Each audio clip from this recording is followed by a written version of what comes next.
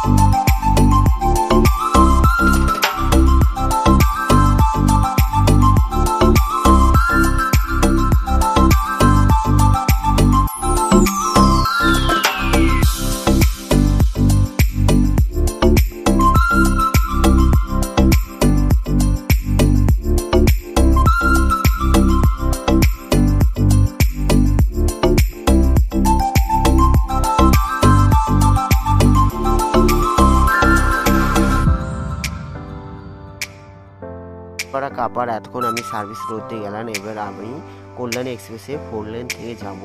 এইদিকে সার্ভিস রোডে দেখতে পাচ্ছেন কাঁচরাপাড়া কাপা থেকে জিটিআর মাঝখানে এইদিকে সার্ভিস রোড এখনও যেমন তেমনই রয়েছে, এখানে এখনও কোনো কাজ হয়নি। দেখতে পাচ্ছেন কাঁচরাপাড়া কাপা সার্ভিস রোডে কনস্ট্রাকশন, লেটেস্ট কনস্ট্রাকশন আপডেট। আজকের আপডেট 13 সেপ্টেম্বর 2024 শুক্রবার। দেখতে পাচ্ছেন এই দিকটা সার্ভিস রোডের এখনও কোনো কাজ হয়নি, ওই দিকটা কাজ চলছে, আর এই দিকটা যেমন মানে কোনো কাজই এখনও হাত দেয়নি।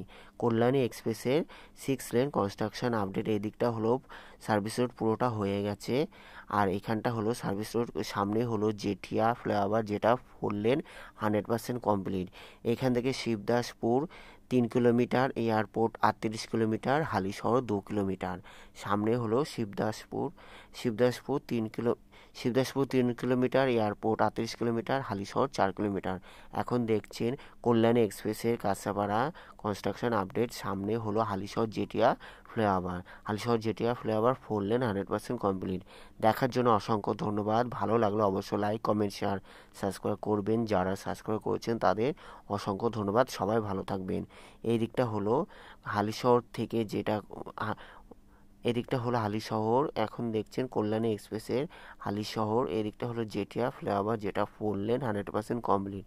ধন্যবাদ দেখার জন্য, সবাই ভালো থাকবেন। পরবর্তী ভিডিওর জন্য অপেক্ষা করুন। এটা হলো হালিশহর ফ্লাইওভার যেটা 4 লেন 100% কমপ্লিট।